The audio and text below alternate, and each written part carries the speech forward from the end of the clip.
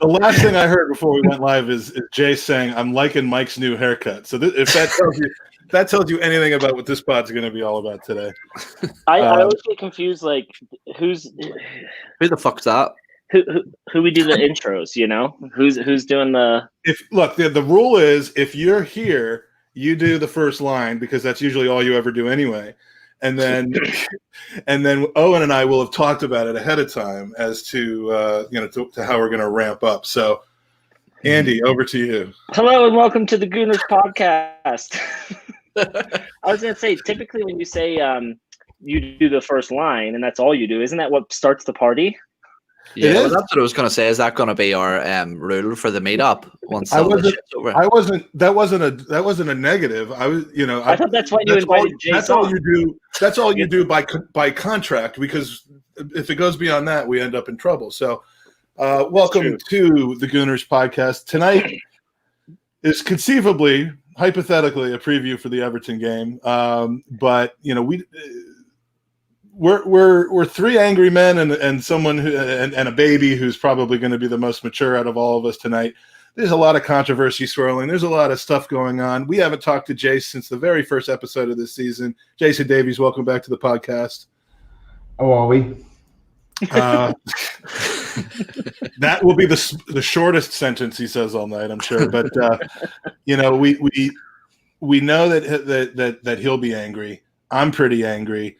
Eoin has been teetering on the side of angry. So, apparently what you're supposed to do to get a podcast listening and to get known by the masses is you're supposed to scream and yell and wear provocative shirts and get into passionate rants with each other. So, we're going to try that tonight and see how it works out. But sorry, I've got to say hello to Mike Kurtz. Mike, how are you? No, don't tease a prick.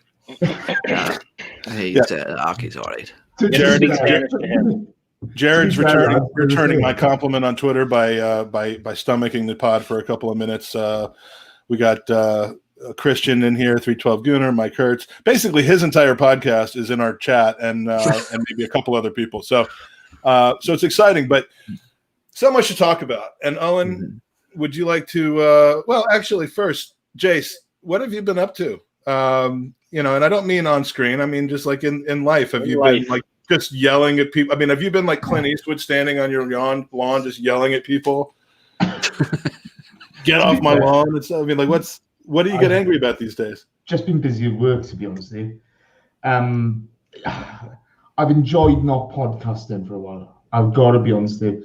I've loved not having to do it. And that's why I'm looking forward to speaking to you boys tonight. It's been a nice break.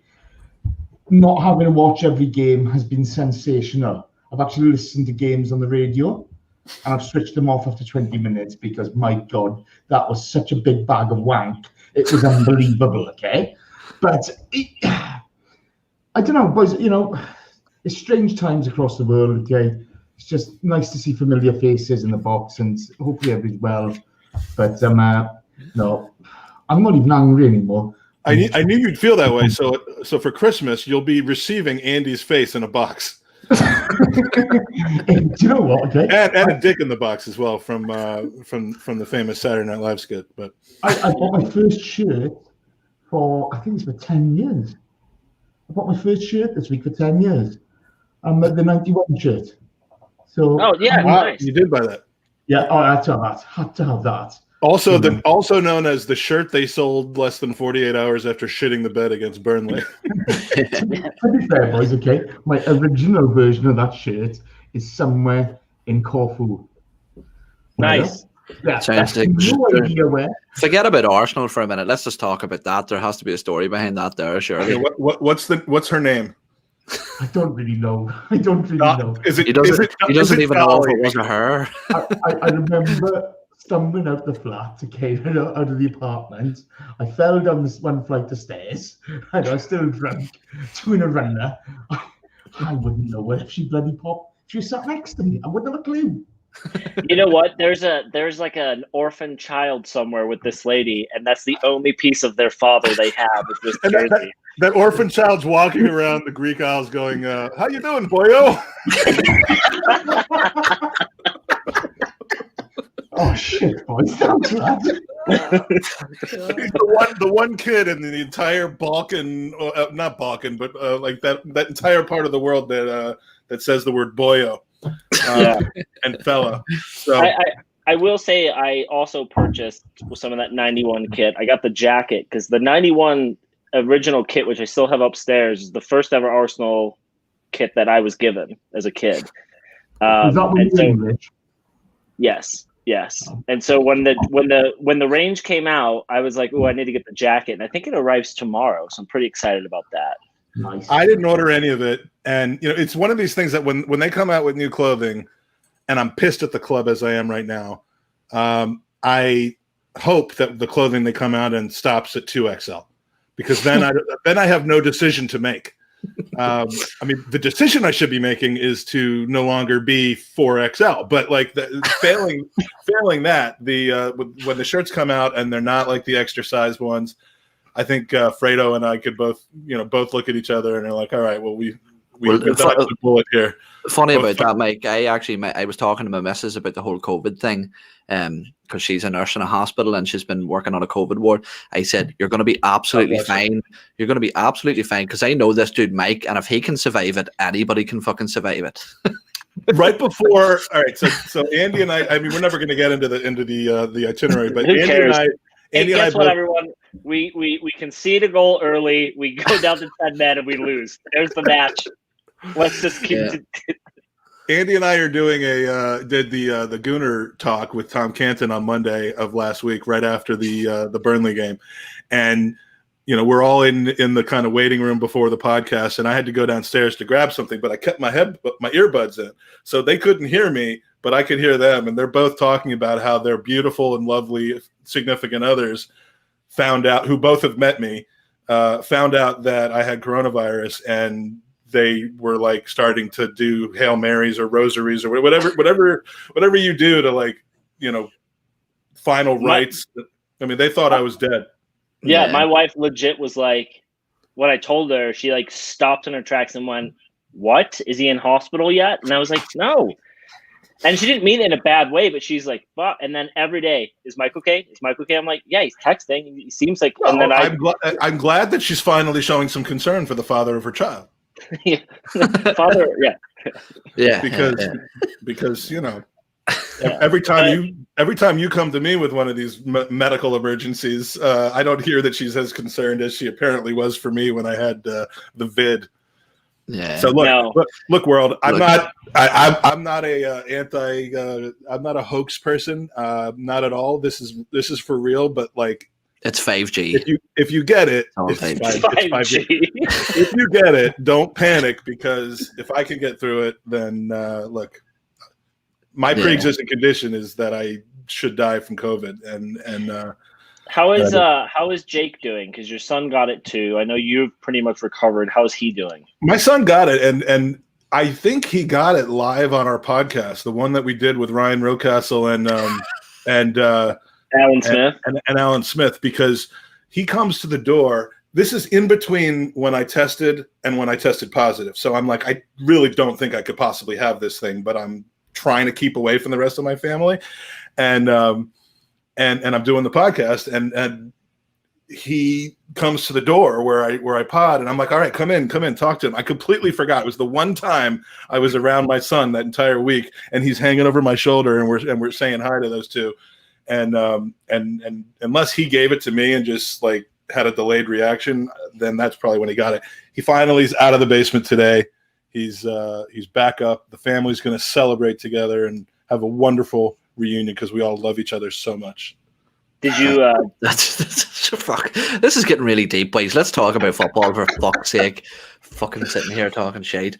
Well, anyway, I'm trying to be as happy for as long as I can, but we're not supposed to be happy. Did you read the fucking title of this video? We need to start to get angry. I'm going full troops tonight. blood. Mike Hernandez writes, Jason already regrets podcasting again. Yeah, 100%. That's what I was thinking. As soon as somebody mentions fucking troops, I'll tell you that for nothing. Right, we'll get. Did you know? No, but he makes a good point though. That did you see the tweet with him? Now look. I have nothing to do with the energy and the ball. I'm gonna preface this by saying I've spent some good time with him. I like him as a person. The FTV thing is it's not for everybody. I love the guy, but you just got to not take him seriously. But this video of him saying that if we had a new coach, the energies would have forced that ball 3 inches lower on Holding's header, and it would have gone into the goal. I mean, science, bro. It's just science. Brilliant. That is brilliant. As long as you don't take it seriously, that's fucking brilliant. When you're making money off Arteta out t-shirts, you can go fuck yourself. Yeah, and while you're on that point, if you would like an Arteta out t-shirt, go to www.thegoonerspodcast.com.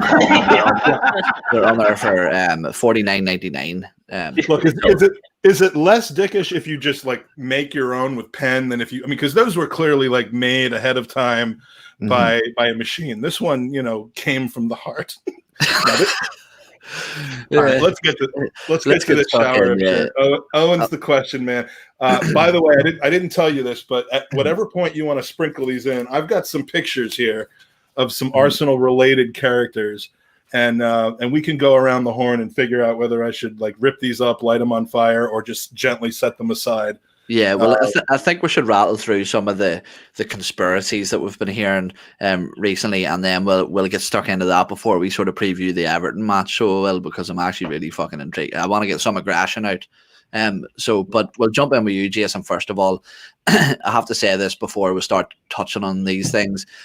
We're presuming a lot of things, but like everything I read on the internet, it's absolutely true. If it's on the internet, it's just fact. So, Jason, there's been a lot of rumours swirling around over the past 24 hours about David Luiz and Willian apparently being Arteta out, which is extremely strange because you think that David Luiz is somebody that has been shown a lot of faith by Mikel Arteta, as has Willian. In fact, he was sort of pivotal and actually singled him out as a player that he wanted.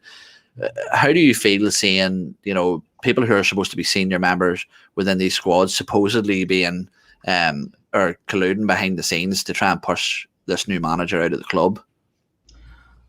I've got to be honest with you. Anybody listening to Willian, and I'll look at the Edu comments.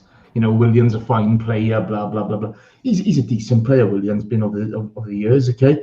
But he rode on the back of Eden Hazard's coattails throughout his Chelsea career.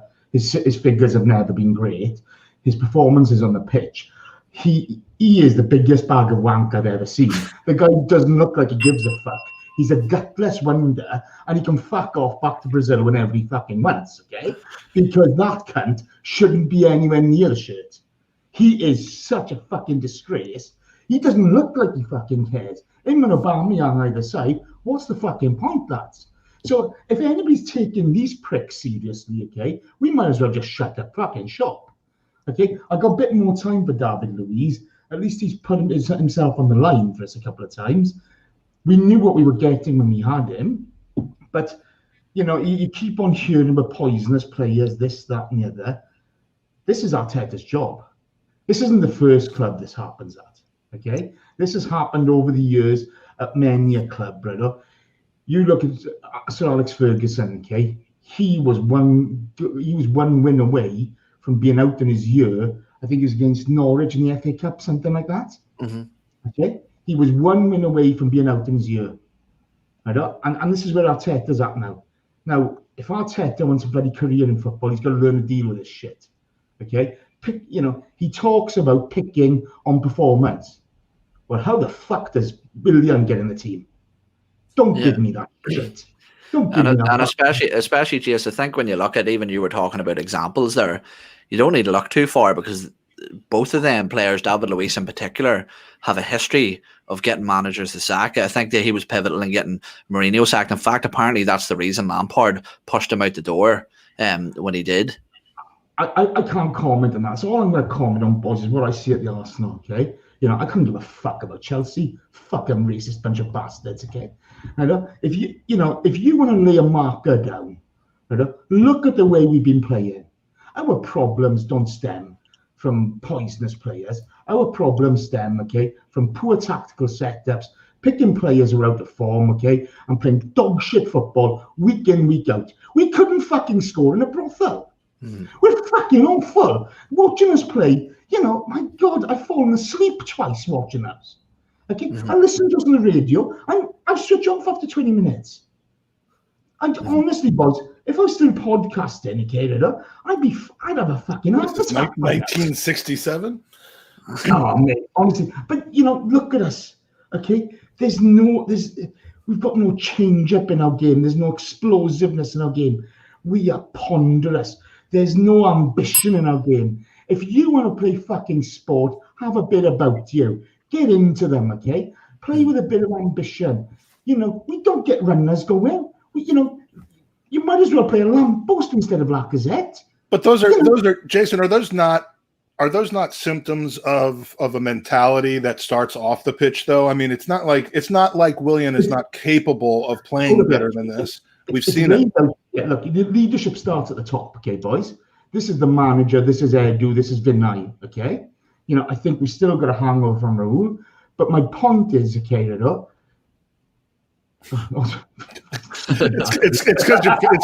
it's because you're facing away from the camera. People are like, who is he talking to? But the thing is, if you look at it, it starts from the top, brother.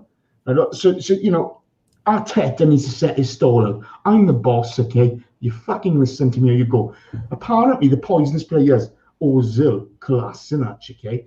Mustafi, they don't fucking play. Yet people are blaming them. What? That's fucking shameful.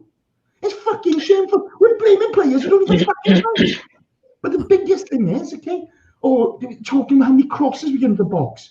We haven't got Olivier Giroud up front. We got fucking Alexander Lacazette. You might as well play Warwick Davis, the Ewok from Star Wars. It's a joke. If you're gonna manage a football team, be serious. So here's what I want to ask you guys, because to Jace's point, right? So there's this like distribution of information that's come out of the club that everyone's freaking out about, specific to David Luiz and Willian. Okay, I think 9 months ago we were all impressed with how Arteta handled certain situations with players who were not on the bus of his managerial style, and or he was quick to push back on players for any type of things that they were doing wrong. So what I don't understand is, okay, Ozil and Kolasinac, they haven't featured in the first team for a very long time. And so if they're two of the bad eggs, they've been removed, right? We're just trying to let their contracts run down. Have they, though? Because aren't they still at Colney around these guys every single day?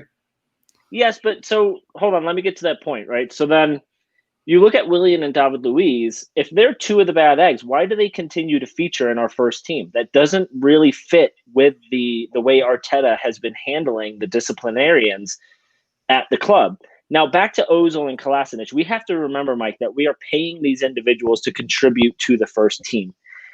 Ozil, when he posts things online, everyone thinks he's taking digs at Arsenal. I don't see it that way. I see Ozil being a social media genius and saying to other clubs, I'm here, I'm doing my job. When I can leave this place, you're going to get a good professional. He's trying to be professional. Man. Come on. That is the most passive-aggressive of acts, what he's doing. Now I'm not going to. You read too much into it. You read into it. You don't read enough. You don't read enough into things. You just walk around and run into walls all day long. I mean, like, listen, I know I read. I know I read too much into it, but like, you can't help but. And I'm not even going to assign blame who started it or why he's doing it because he was wrongly left out of the. I mean, that's not even my point. My point is he's not in the team. He's sitting there. Is anyone else on the team who's been shut out from the team and told you're not welcome here and slapped in the face and disrespected? Has anyone else acted all nicey and tweeted, pseudo supportive things and hey, remember I'm here type of things as these games go by. It is absolutely passive aggressive from him. It is. And again, there's enough blame to go around on all sides when it comes to Ozil. But as it stands right now, there's no way that he's not somehow in the ears of these players that have looked up to him for many, many years and have had his back rather than the club's back to, there's no way that he's not still having influence, even though he's not at the Emirates on game day. There's no way. Mike, I got him tattooed on my back. That way he's always with me.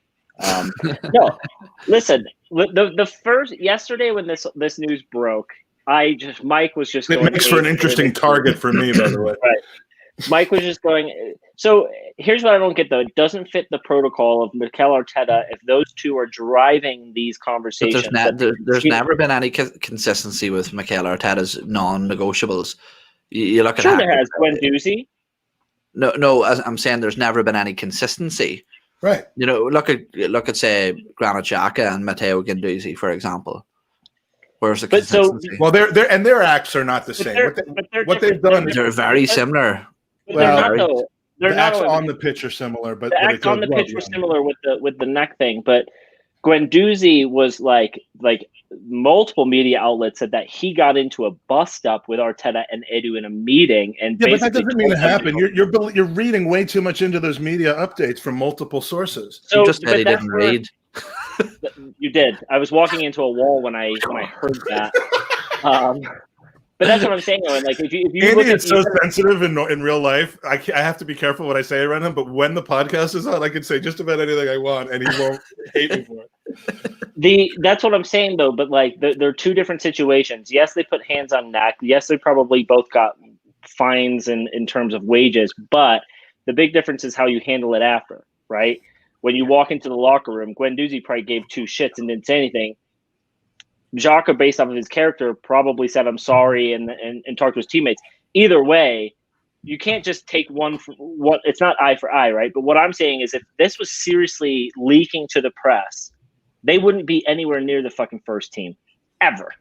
Well, he said that he's implied that he didn't know who was starting to leak internal information about stuff that was going on in the club. And when he found that person, there would be severe consequences. Well, let's jump on. He found that person now, thanks to these multiple journalists that I think are coming from the club itself. But there's one person here. If you look at the entire squad, there is one player who would benefit from trying to take down Arteta and his team, and that's Ozil. He's the only player. I don't know. So apparently, allegedly, whatever it is, tweets. Yeah, don't worry, we'll come on to that. What was I going to say? Apparently, according to some outlets, is that David Luiz has been tipped to be the mole. As we mentioned, he had a history. You can rip that cunt up now. Well, we'll do it ceremoniously. Oh, and if you didn't know already, all of our profits go to Mike's printing cartridge. And his ink. and my Sharpies. Yeah. Fuck's sake. No, we got copyright claims, not strikes, but claims from the last podcast for those stupid jib jabs that I did. So we're in the red. And we're in the red 5 cents from what we normally would have because the monetization goes to them instead of to us. So they're probably sitting there like, okay, now let's just watch all the money roll in. This is an Arsenal podcast. They've got to be making tons. And they're like, what the hell is this 4 cents? Yeah, but no. You missed the big money, Jace. Well, boys, my lifestyle's just never been the same, is it? You're knocking me off my game here. You're knocking me off the game. I'm not so efficient. Yeah, just don't be sorry. Just don't do it. Just don't do it. Shut up. Jace, as I said. So you did it again. Jace with so Mike, how's that COVID? Just do it right up the middle, isn't it?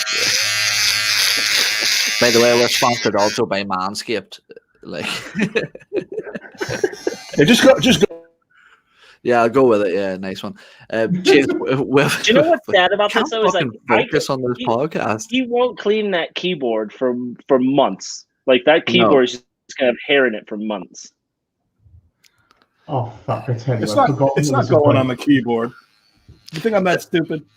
I'm stupid. I'm not that stupid. Look how much brain there is in here. I sort of wish you had left it now. You sort of look like a thumb. All right, go on. Anyway, yeah. Jeez. With all that shit taken into account, I think somebody that needs to be dragged into question, in my opinion, is Edu.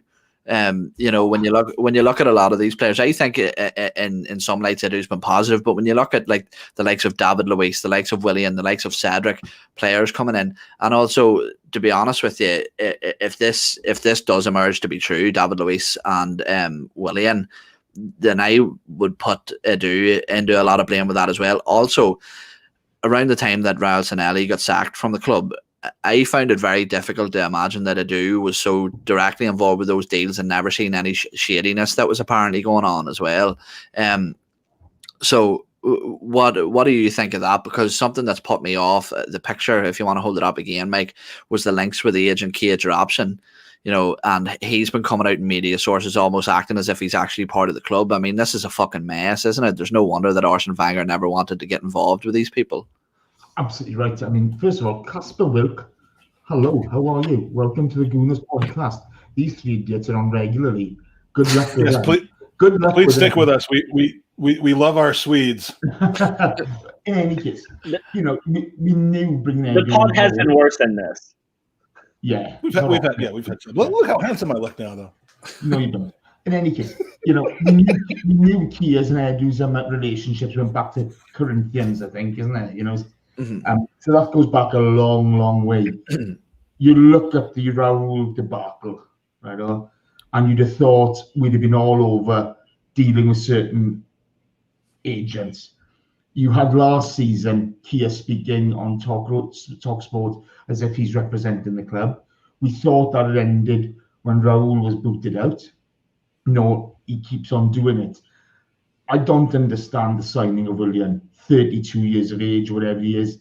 You know, we want to change the culture of the club, but we're bringing in a big money geezer whose best days are long gone. That's fucking lunacy. And that's Arteta and Edu's decision. You've got to stop, you know, you can't be doing that. You cannot be changing the culture by bringing in, you know, super agent players with, where's the ambition? And tell me if I'm wrong here, Jace. Maybe you know this here. Was he involved with the sort of downfall of the Corinthians as well? I don't know. I don't know. I got to be honest. I always listen to Arsblog and Tim Stillman because he knows his Brazilian football. You know, boys, I just love the Arsenal. I couldn't with anybody else. You know what I mean? But let's welcome Tim into the pod right now. He's been in the waiting room for a long time. but the thing is, you know, when we're looking at, if you want to change the culture and make the players hungry, you bring in young players who want to do well and want to prove themselves. You know, it may be somebody sees the Arsenal as a stepping stone before Real Madrid or something like that. That's fine, as long as they do the business on the pitch. But look at what we're putting out there, and we keep on picking these players. We keep on rewarding mediocrity, gutlessness, and you know, they just don't care. Look at Aubameyang's game. You know, look at Aubameyang on the week against Southampton. He looks as if he can be asked most of the time. Gets a goal. Hey, all of a sudden, instead of being missing for the after-match interview, I'm back. I scored. It's all about me. You know, it's got to be about the team. Did he do media? Did he do media after the game? Yeah, after he, there was the first interview he'd done in a while. It was Kieran Tierney, Joe Willock, Bird Leno have been doing them recently. I mean, let's not just do media when you win and then not when you lose. I mean, that's a bad look for anybody on the team, but for the skipper, the captain, whatever we want to call that guy right now. I mean, fucking leader, is he? He's got as much leadership qualities as a third. You know, I'm not being funny. A fantastic scoring record for us. The head of our family is actually returned. We all every Friday night we all pray and see, you know, what should we do next. So are we ripping this up? I mean, can we agree that this guy is he's a foul little cunt? Yeah, rip him in half. Yeah, you need to burn it. But before I do that, I actually was going to bring a lighter up here, but I don't need my house burning down on the podcast live. Andy, I mean, do you think that he might be pulling a lot of the strings here because there is one person beside Ozil who benefits probably even more from Mikel Arteta failing, and it's him. So do you think? I mean, how much do you think his fingers and nails? I don't know. How does he benefit from Mikel Arteta failing though? Because he gets to bring in one of his guys and be kingmaker and just maybe dig his nails in for him. But maybe. I mean, I don't know what managers he like. If he had one or two free agent managers that would take over at Arsenal. Nuno Espirito Santo is his client, I believe. But see, I think we're giving way too much power to someone who has 2 or 3 players at Arsenal, and I thought that in the summer too. I mean, the guy has positive relationships with our technical director. When what's your buddy's name from ESPN? Why can't I think of it right now? When Gab Marcotti was on the pod, maybe we were talking about it before, but Kia is really, really well known and respected at a lot of clubs, according to this guy. And, where their children go to school, he was making a comment like you could literally walk into the parking lot and half of the Premier League power players are in the parking lot, all shaking hands with each other, talking. So actually, I think you said Kia's kids went to the same school that Gab and I went to, actually. Yeah, exactly. I forgot about that. Kids go there. Mourinho's kids were going there. Like, anyone who's a power player in the Premier League's kids are going there right now. Half the Arsenal. Such a good education at that place. Right. Yeah. So I don't know that putting all of the onus on his shoulders entirely. Is he probably part of the problem? Maybe, but I don't buy into this. I think that media. Do you want to know what it is, lads? For me, it's it's the prospect of corruption within our board level. Do it.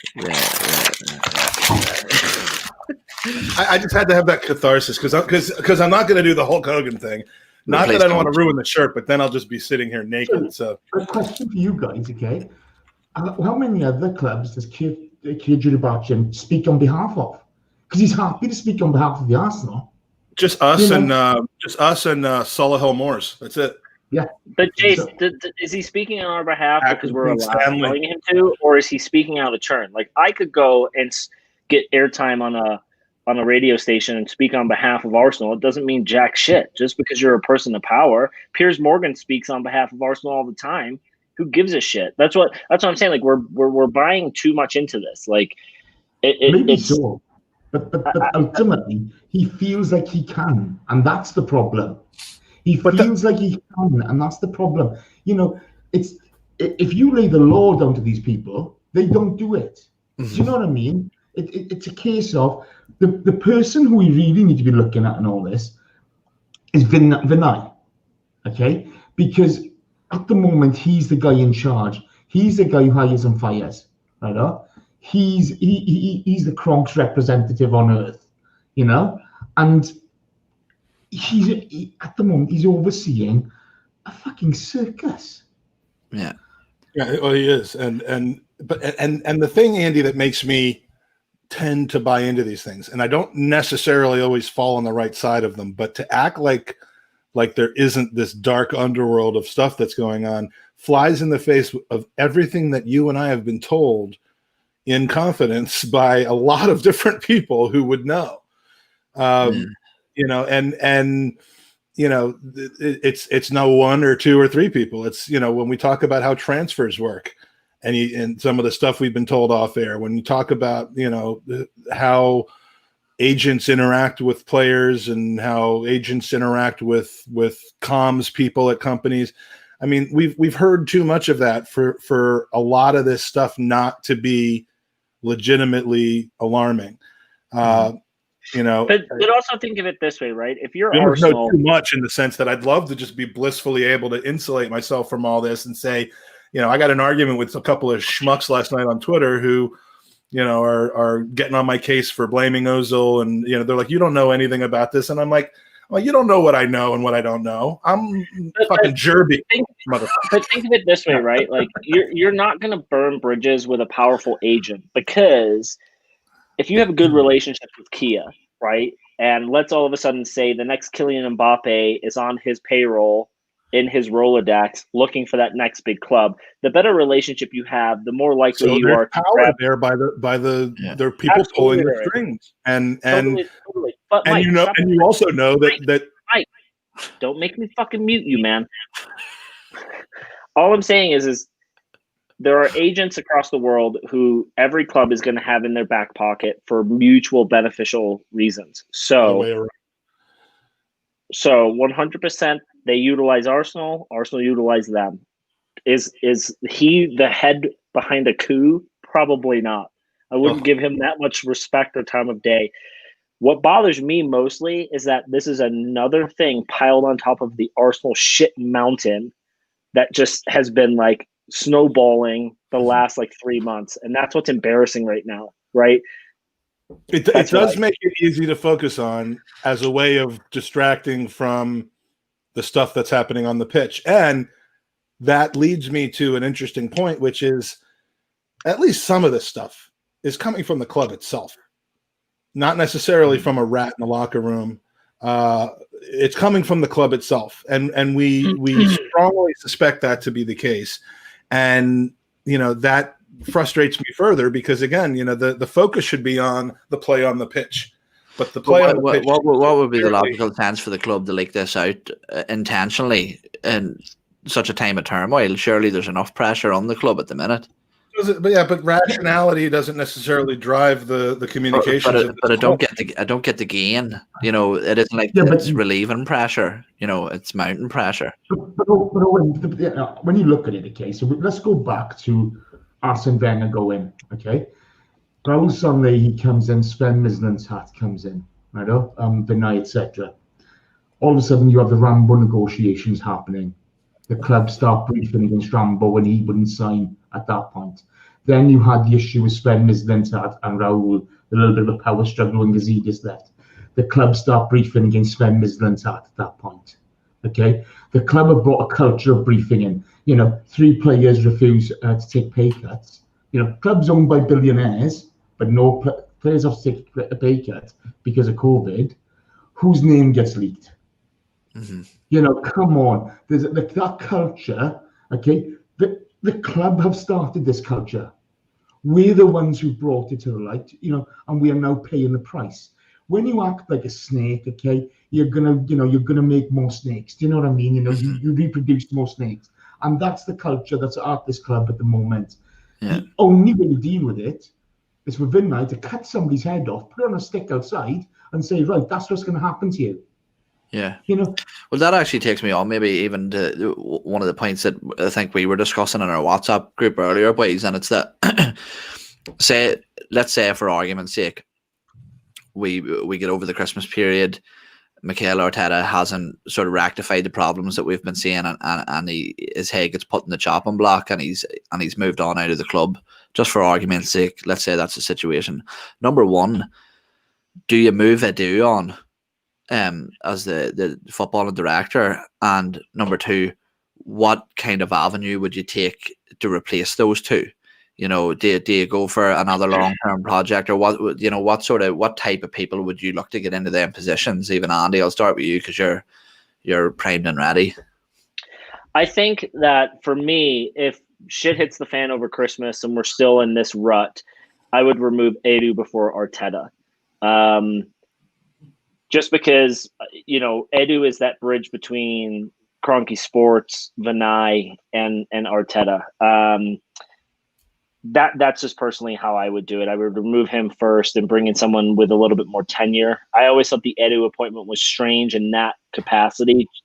Granted, yeah, he was an invincible, but didn't really like Mark Overmars made more sense, right? With what he's done at Ajax and everything else. Well, I think Edu made sense under Raul as well, but instead of Raul, it didn't really make a lot of sense. Yeah, he keeps some tainted company. I would say that's one thing that my issue with Edu as a person is that some of the company. My issue with you as a person. Well, I'm a dodgy cunt. I'm openly a dodgy cunt. He's not. Sorry, Andy. No, you're fine. And it's just strange to me because, again, like when you look at Arsenal Football Club, right, there's probably 3 players that stand out for us that are on the cusp of being world class that could either take Arsenal to that next level or they become the £100 million players, and that's Martinelli, Gabriel, and Saka, right? And two of those players are Brazilian. So when everyone says, I don't understand why Willian was brought in, for me, it's for two reasons. First, he came in for free, right? There was no transfer fee. So yeah, we paid him, and his wages weren't excessively high compared to where some of the other players are. But we also knew that we had these two young Brazilian players. So you look at a leader who can help cultivate them in London and bring them through the ranks, right? So I don't understand. You risk building a cabal, though, because we have Luiz and now Willian. And now I worry when I look at pictures of Luiz and Willian talking to Gabriel, which I saw recently. I mean, see, this is where you loved WWE and you love the drama. Yeah, he just shaved his Stone Cold goatee off. But no, this is where I'll jump in with my point, and I put it across to you boys earlier. And I'm not saying that even for the director of football role, this person in particular, but for me, if Mikel Arteta fails, I think that Edu has to be moved on. Number one, because he pushed for his appointment, and in my opinion, as much as even now I'm still sort of behind Arteta while he is manager, even though I think it would probably be a better option for the club to maybe move him on, but also to move Edu on, because there's just something there that I just don't have a lot of trust in him. I think there's a lot of dodgy dealings and stuff can be done with him. In my opinion, I would be going for someone like Rafa Benitez to come in as a manager. And then I think what we need is somebody just massively trustworthy and just someone who's complete good intentions will go into Arsenal Football Club. No personal gains, no agent links, no nothing. And for some reason there, Tony Adams came into my head for some reason. Whether he would be that type of fit. No. Jace is going to flip. Well, I was either thinking Tony Adams or Dennis Bergkamp were the two that I was thinking. Somebody who will have the club's best interest at heart, because to me this is one of the most pivotal times in the club's history. You know, like I was saying, these people who are saying that Arsenal's too big to sink, well, it's shit like this that sinks a club. You know what I mean? It isn't the on-field or the decline in the players. It's all the shit behind the scenes that eventually leads to that dripping onto the pitch. That's my entire point, is that you got to fix the virus off the pitch before and the on the pitch play will regulate. Jace has got to get something out about Tony Adams, though. Yeah, go for it. Look, guys, my whole point on this is, okay, if you're going to get rid of Arteta or Edu, clear house. You get rid of everyone. Okay? Yeah, well, that's my point. Yeah. I think you clear the decks, and I think you've got to do that because you got to get the stink out of the shit house, if you know what I mean. Okay, but you look at what we had in the summer. Okay, we got rid of Raul. Arteta wanted to play a certain style of game. You needed to bring in two good midfielders for that. We got one of them. We didn't get what he needed. So at that point, Edu is culpable there. Okay, I don't care about the money side of it. That's not my problem. Right? I couldn't give a monkeys. When you're looking at people's best interest of the club, I'm sorry, Tony Adams failed as a manager. He failed as a coach. This isn't a managerial. It's slightly different, which is and to be honest with you, that is one thing I did say to you in the chat boys. I'm not sure that he is, but you know what I'm on about, that type of person. Yeah, I know what you mean, but I think you've got to have somebody coming from outside in. Okay, we talk about the Arsenal way. The Arsenal way is gone. Okay, it was Arsene Wenger for 20 years. Before that, it was Georgie Graham. That ended badly.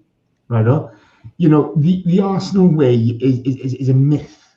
Well, and in the way the club was run, there were some common threads throughout on the board that are also now gone. Yeah. So in between, bridging together George Graham and Arsene Wenger, bridging together Bertie Mee and George Graham through those rough times, where Peter Hillwood and But can I ask you guys a question? So and all that stuff. Jace brought up a good point, right? So in the summer, we were going for two positions in midfield, and we only filled one of them, right? And at the end of the transfer window, I remember Edu posted something. I don't know if it was through the Arsenal social media platform or by his, but it was certainly by a lot of official platforms with, that message of all the people that were working towards making transfers happen, working long days. And it said something in there like, I wish we could find it, but it was like, a lot of work was put in for sometimes nothing happening. So in my mind, when I read that like there were things we tried to accomplish that we just couldn't get over the line. So to Jace's point, maybe Arteta went to the board and to the group and said, these pieces are what I need, and we could only get some of those. As I said last week, the transfer window opens in less than 2 weeks. We need to be moving quickly to fulfill the pieces we don't have, and we need to do that fast. We can't wait until the end of January. We need to bring those players in very quick. And I'm not talking about just bringing in players for the sake of it. They have to plug into our starting 11. They literally get off the plane, put their socks and shin pads on, and they walk onto the pitch, and they're ready to play. That would have to be very convenient timing.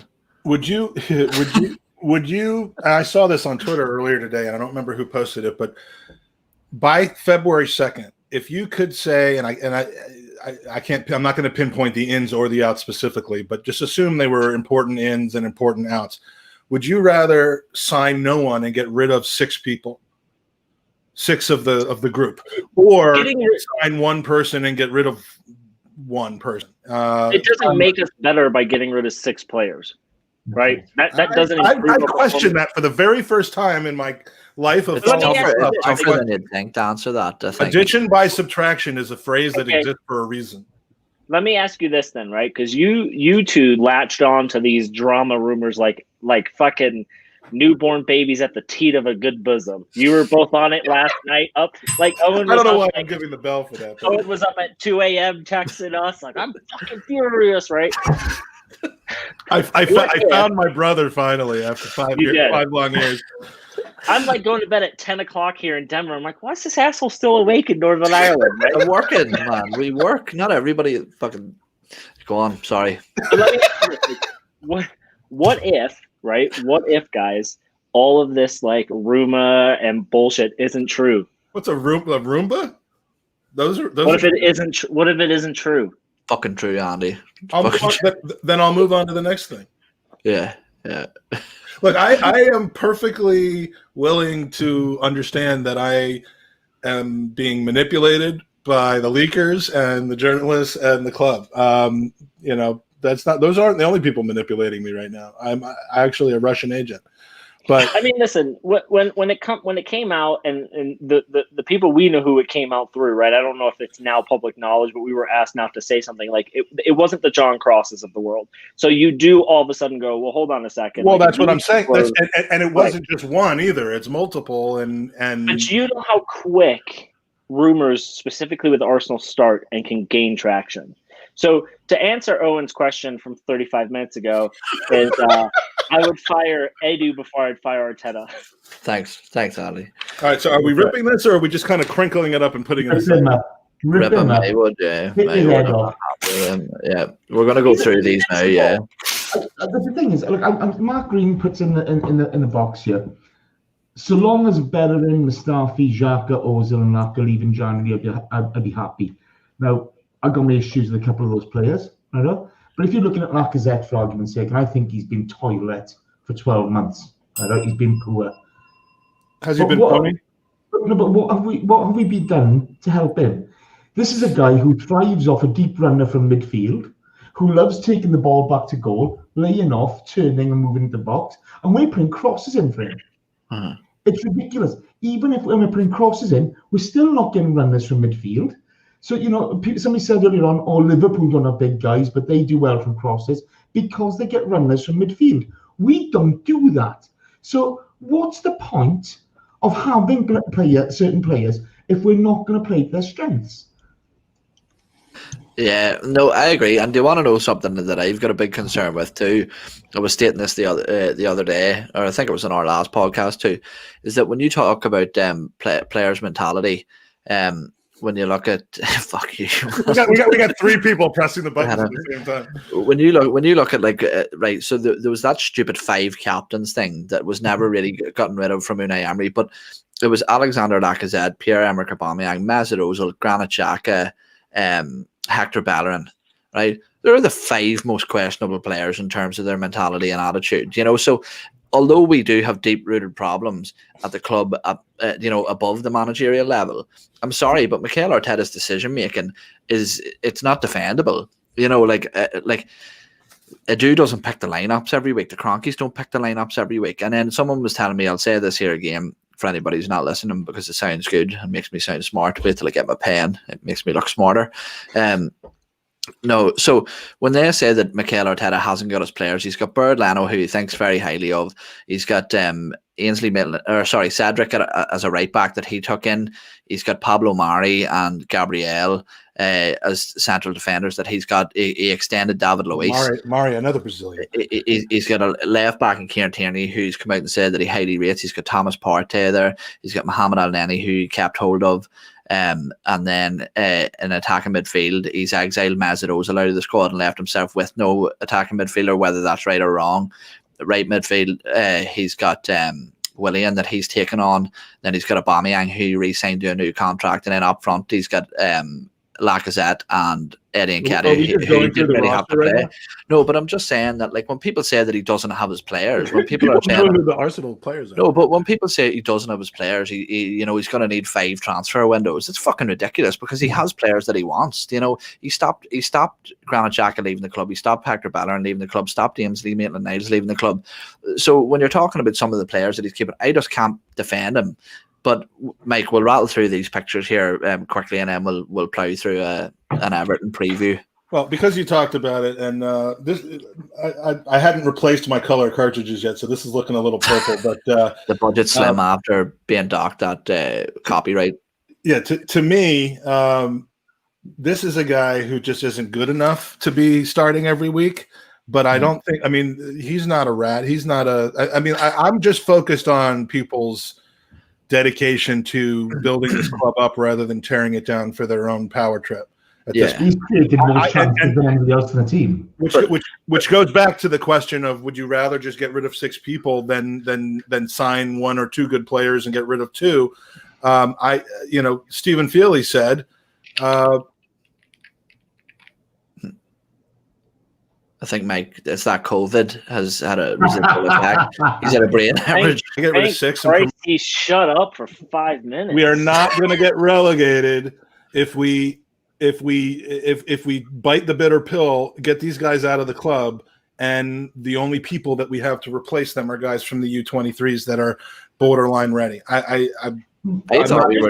I thought we were just going to rip these pictures up. And I don't want to just spend the pod ripping up pictures of Arsenal players, but like I've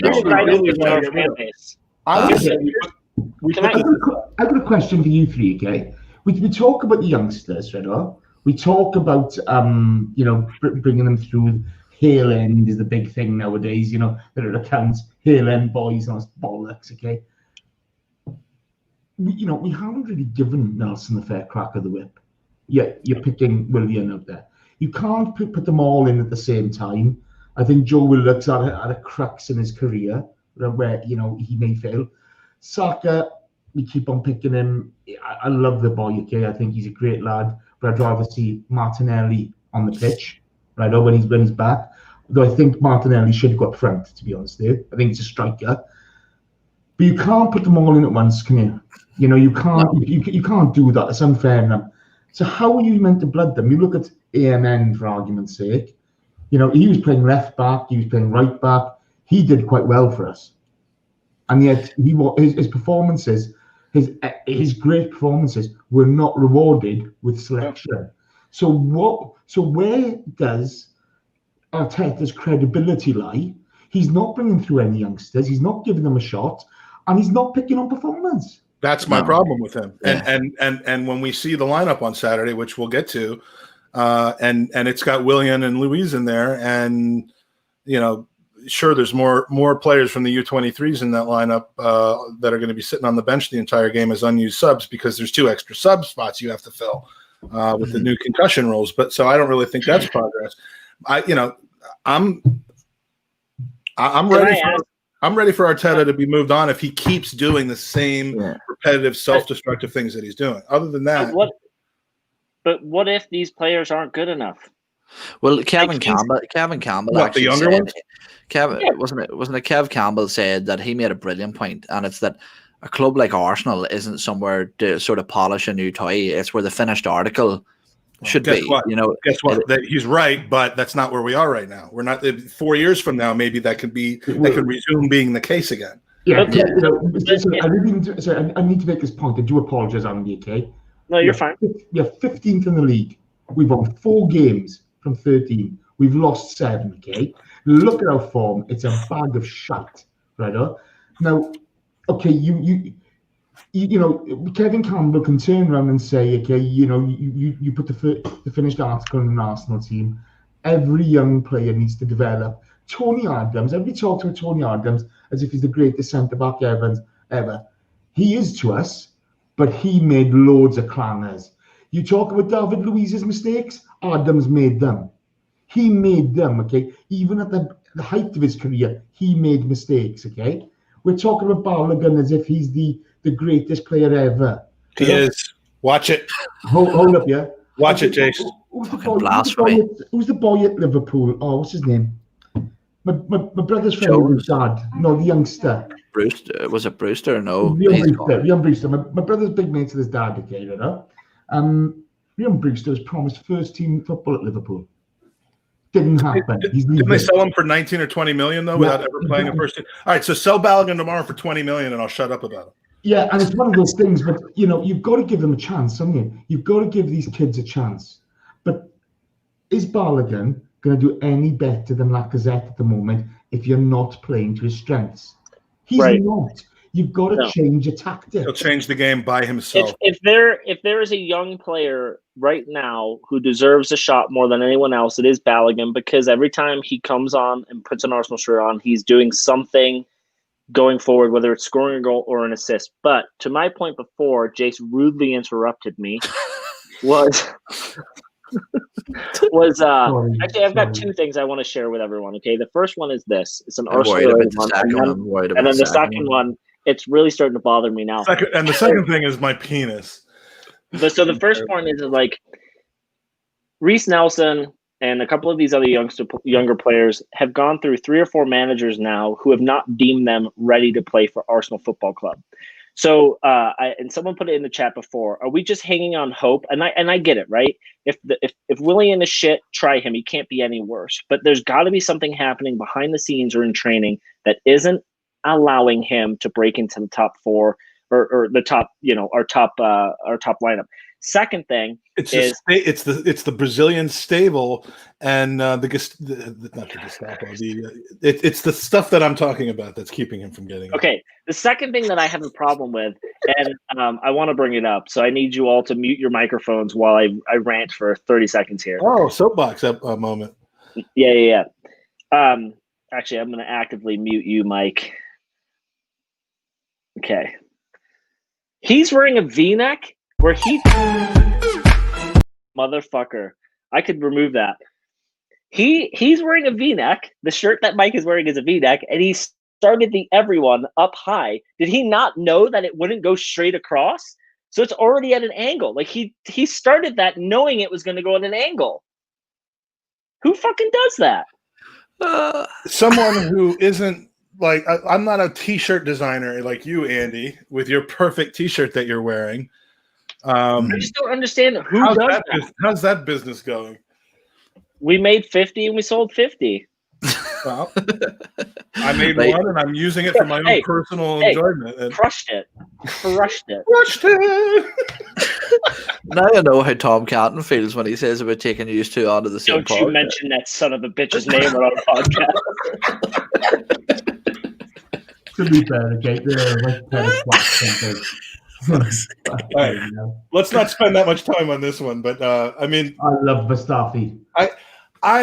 I love him as a person, and I hate him as a footballer. But this is the problem. It's just they're limited. That's the thing. It isn't that all they're I know is that about a month ago, Mustafi totally disrespected my father in public, and I thought it was absolutely genius. So they were having dinner. Can you send me a picture of your father, by the way? They were having dinner, and he looked over, and Mustafi was at the table next to him with his daughters. And then at the end of it, they both got up at the same time. And so my dad and him were like exiting at the same time. He said, "Oh, hey, my son's a big Arsenal fan. He met you this summer, blah, blah, blah."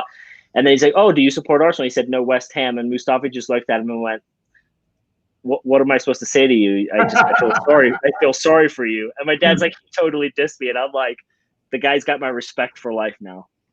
Yeah, but Mustafi's a fucking idiot because West Ham are above us, ain't they? I know. Yeah, I mean, no one's laughing at West Ham right now. Everybody's above us at the moment. Everybody. Yeah. But this is the thing, okay, you know? We talk about Reece Nelson not getting games and the other guys getting games. You know, Arteta talks about picking on performance. We're 15th in the league. We've lost 7 games. We can't score from open play. And as Mark Green says, okay, you've got to play these kids. You've got to give them chances. Why are we doing the same things constantly? We're getting the same results. This is like it's a Groundhog Day with Unai Emery. Mm-hmm. You know, it's well, but we'll move on to the Everton game here, Jace. For this game, really, there's a lot of people with different opinions. Some people saying that we should give Arteta till the January transfer window to see what he can do if he acquires the types of players that we're missing in the squad and stuff like that. But really, for me, like a loss in this game, how big is that? You know, would that be the end of your patience with it all? Or the thing is, I still have faith in Arteta. Okay, I just think he's got to get to the point where he actually, you know, you shit or you get off the pan. Do you know what I mean? You've got to get to breaking point to be able to look at it honestly, to say, right, I've got to make the change and it's got to happen now. To me, I think you give him 4 or 5 games. You know, if you have no wins after that, I'm sorry, it's a results-based business. Okay, you know at the moment we're on track to put less than 40 points on the board this season. Mm-hmm. That can't carry on, and patience has to break somewhere. It's not going to carry on. It's just not. No, but the thing is, you know, you look at Vinay. There's no leadership there. There's no. It just seems a big mess at the moment. But it's the thing of, I understand what they were trying to do, all right? But you look at Vinny. Vinny's 40, Edu's 40, early 42, I think. And Mikel Arteta's 38. You know, there's Josh Kroenke's 40, early 40s. It's a case of, I think that if you had a director of football with a lot of experience, Mikel Arteta would be fine. And I think if you had a manager with a lot of experience, Edu would probably be fine. But it's that there's such a fucking bag of inexperienced players leading such a big club at such a pivotal time. It was never going to work, I don't think. Do you know what makes me laugh? Okay, I remember talking to Gav. We were chatting about Arsene Wenger. We all know Gav's thoughts on Arsene Wenger. Okay, but Gav turns around and says, Arsene Wenger and David Dean unbeatable. As soon as Dean shit the bed and left, Arsene Wenger's left to his own devices. There's no yin to the yang. And I think you make a great point, okay? You need a strong leader alongside of Arteta. Because, you know, we all need somebody to pull us in now and again and say, "Oi, you're screwing this up. Come on, look at this. Let's just maybe change our perspective." You know? Yeah. And you know, there's nobody at the club to do that, is there? There's nobody at the club to do that. Chase, did you see Gavin and Andrew going at it earlier this week on Twitter? No. About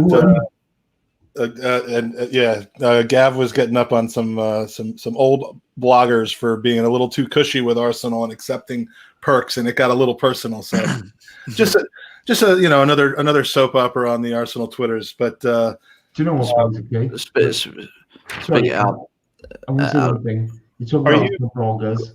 Are you saying, Andy, that you don't think this guy's a problem? I just want to get it straight. I mean, are you not believing the rumors, or because I want to rip the shit out of this picture? Because I don't. This is my new public enemy number 1 right here. Yeah, because I've been manipulated. You need a public enemy.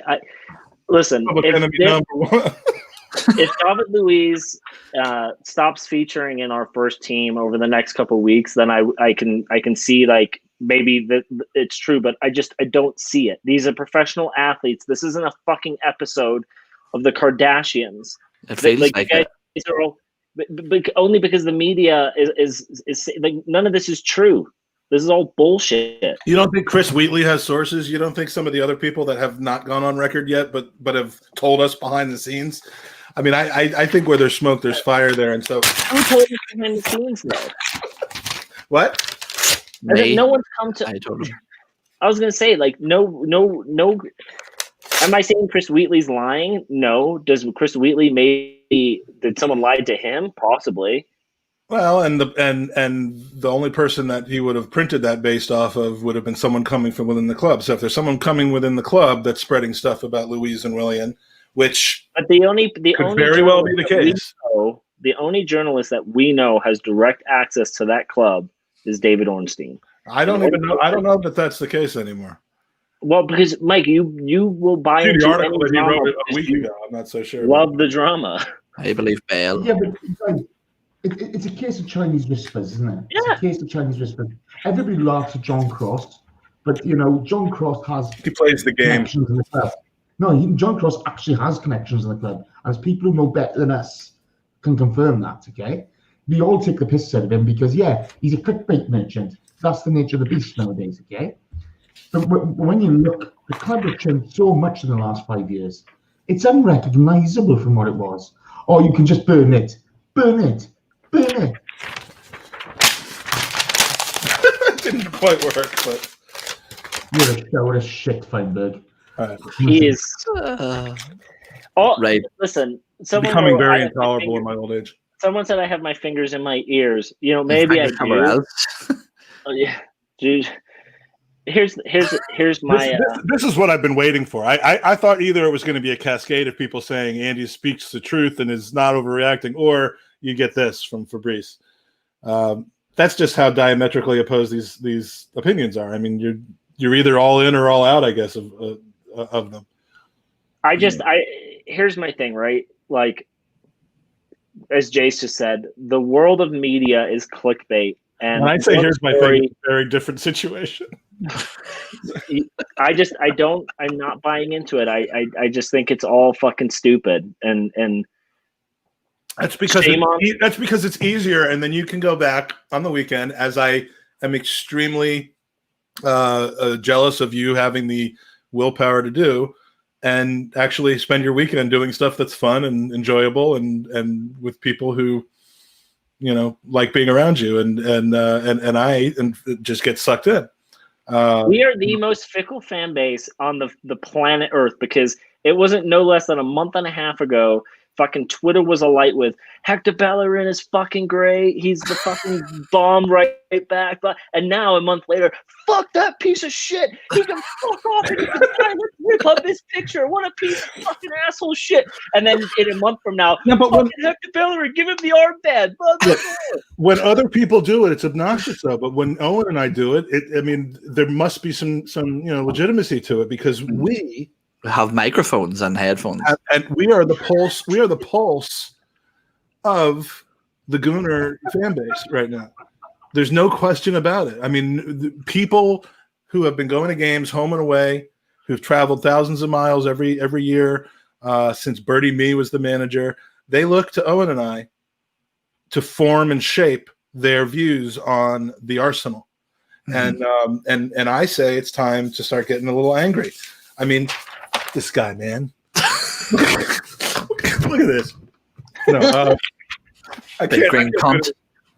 I actually made two of these because I had a bad ink cartridge. So the first one, he came out looking completely blue.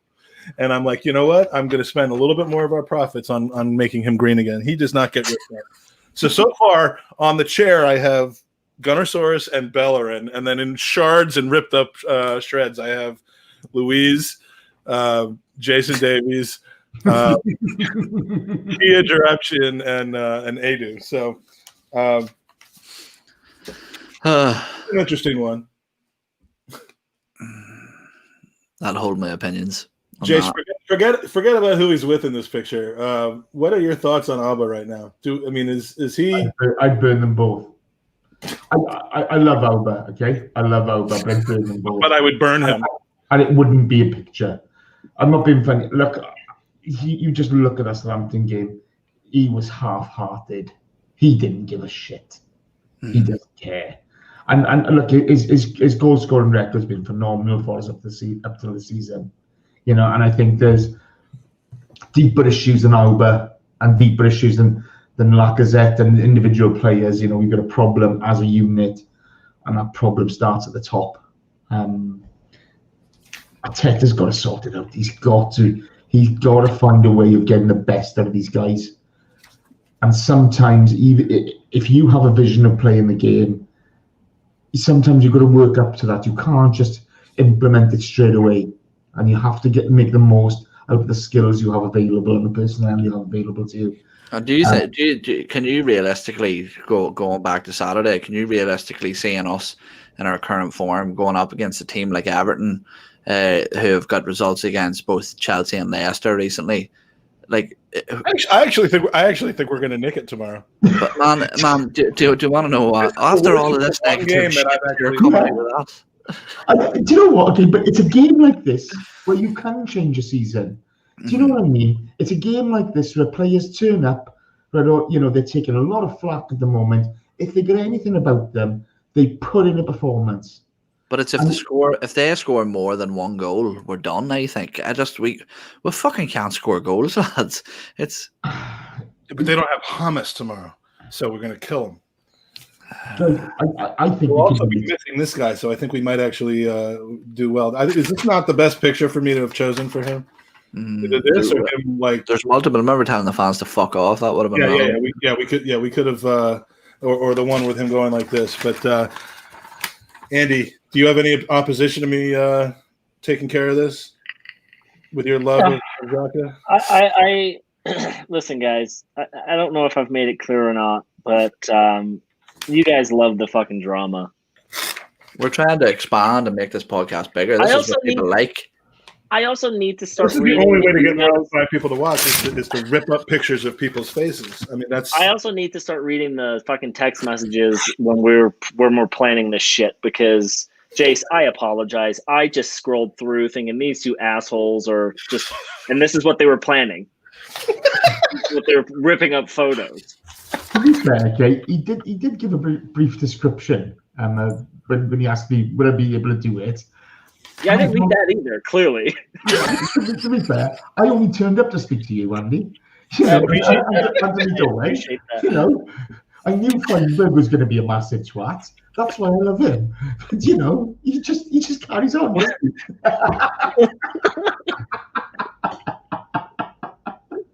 So, Jace, what's new with you? What are you doing for the holidays? I'm going to see my mum. So nice. It's going to be nice. Yeah. And my nieces and stuff like that. So I'm really looking forward to that. Oh no, that's bad. What happened there? I put him back in because I just saw Owen's eyes starting to tear up, and I thought, "This is all I have, man." When am I going to be a full member? When is my trial period over? This is all I have. It's when you come up with an idea like this. Like that a was my idea. Podcasting industry like me, when you come up with the magic of being able to do this on live camera, and you know what makes me laugh is he still struggles to rip the pieces of paper. Like there's still a moment where he thinks, "Shit, I'm not going to be able to do this one," and then it finally breaks. And there's rheumatoid arthritis is a bitch, man. It's not that. I don't know where to go from here, boys. I don't know. I got Pepe, Leno, Lacazette. I got Josh Kroenke. We got Socrates and Laka. I mean, I think Owen, this is the most organised it's ever been when I've been on. To be fair. Yeah, I know, and it's like I've got notes and shit. And normally it's a last second text to Jace. It's like Jace, we're doing a pod and I have diarrhea. Can you please pop on? Really? That was not the Miguel Delaney one. That was the Miguel Delaney. Oh my god, that was actually very very planned.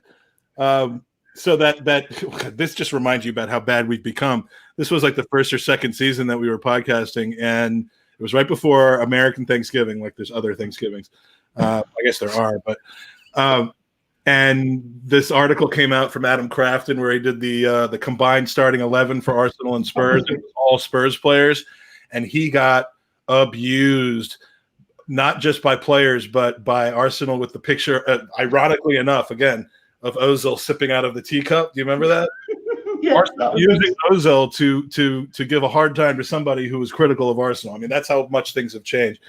And there was just abuse. There was just like like anti-Semitic, Some of it was wrong, wasn't it? Some of it was nasty. What is it when you don't like homophobic, anti-Semitic. See, I am so inclusive that I don't even know what the words are when you don't like somebody for that. But and Miguel Delaney was really, really loudly just chastising Arsenal fans and Arsenal for the banter and blah blah blah. And so he agreed to come on the podcast. Andy couldn't do it. I flew down to Florida for Thanksgiving, and like a couple hours later, the three of us are just on air. And I'm like, look, I don't know enough about the British press to carry this by myself. So I need a proper douche and talk to the guy for me.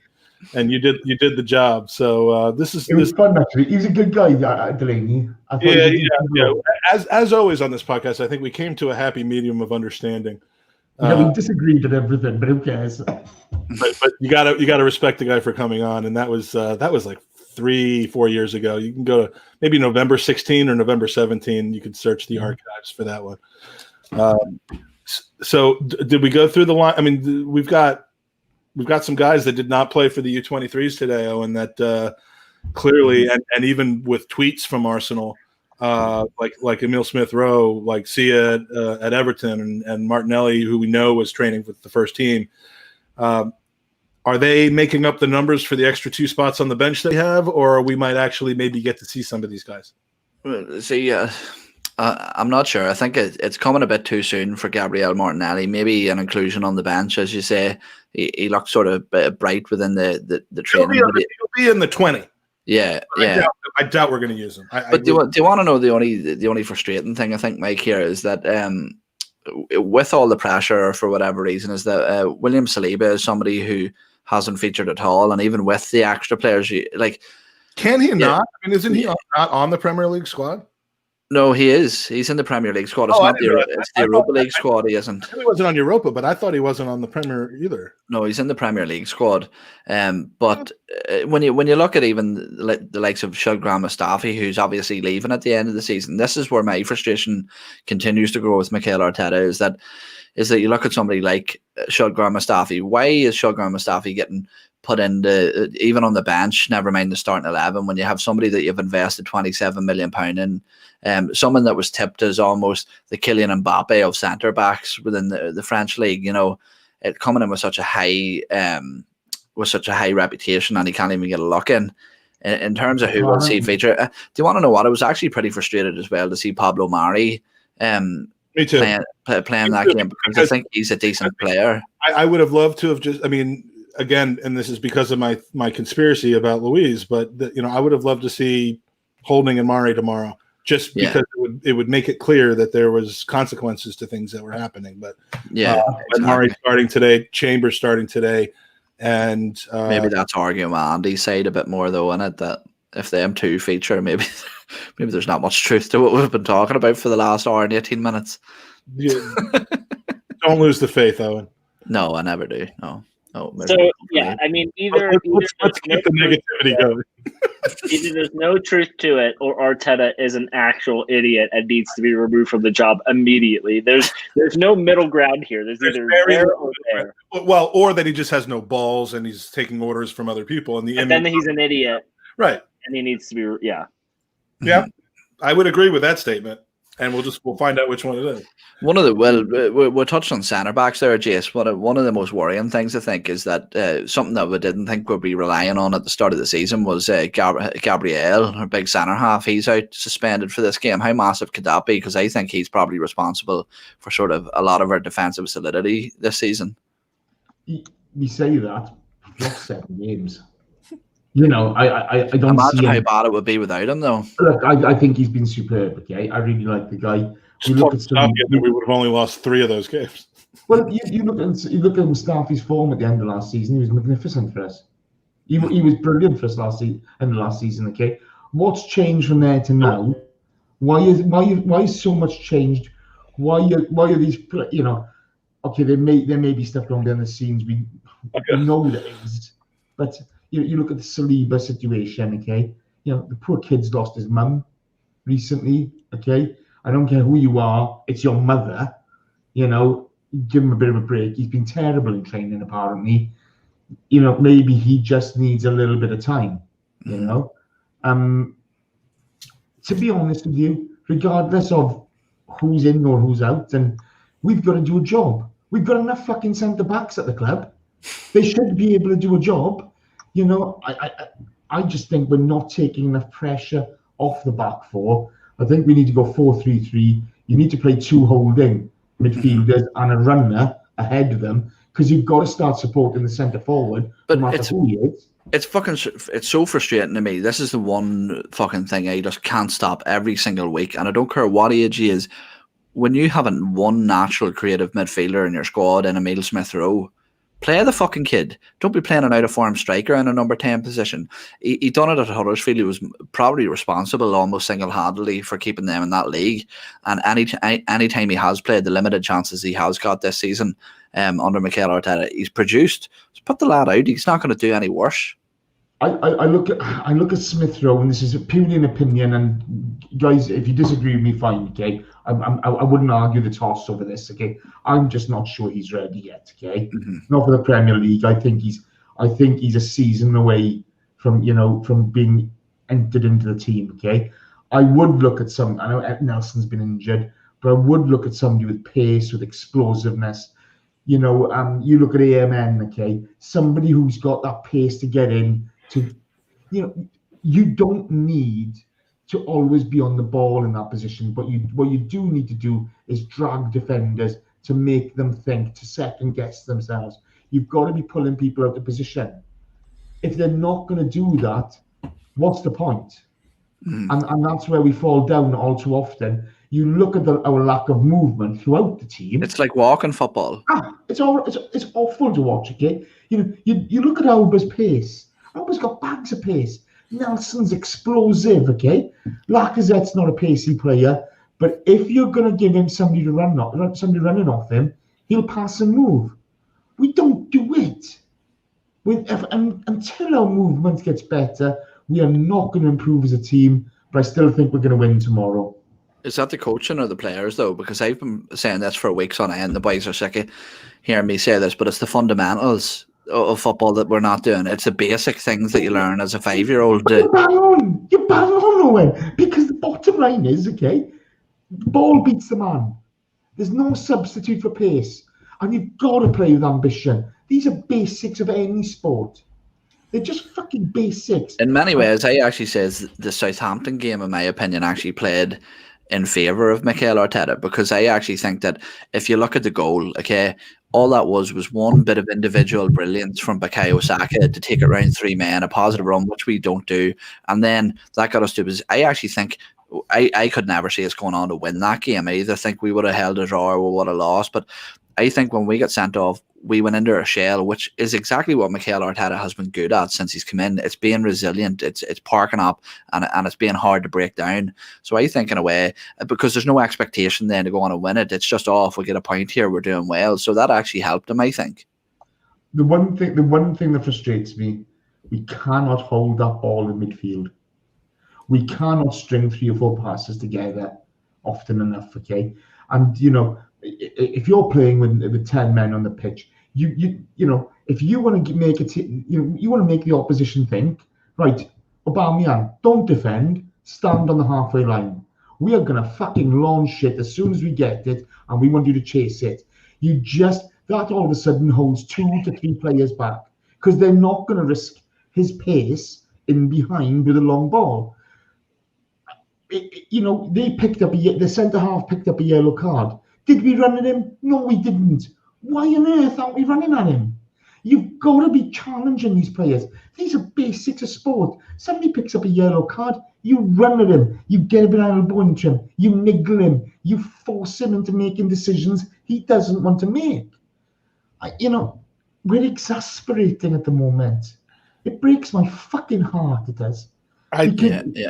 See, this is what frustrates me, okay? And look, I'm somebody who was massively behind Mikel Arteta, massively, and I still sort of want him to prove me wrong in a sense. But look, I get this thing on Twitter especially, okay, that there's 2 types of people.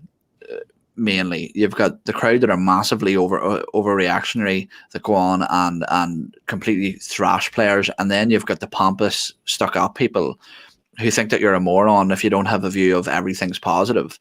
And I'm sorry, but like, even a lot of the people I fucking associate with or like that would be quite positive. But I'm sorry, if you think, long-term project or not, that it's acceptable for Arsenal to have won 4 games, drawn 2 and lost 7 at this stage of the season, sitting in 15th, not being able to score. This is fucking Arsenal, you know what I mean? This isn't fucking some small club that are used to being right down the bottom. And if you aren't angry or aren't fucked off with it, then I'm sorry, but I would question your fandom, you know, because like for a club our size to be wrong, how people are angry though, because it has to be. We have to have people that are angry the way that we want them to be angry. yeah. We're not allowed.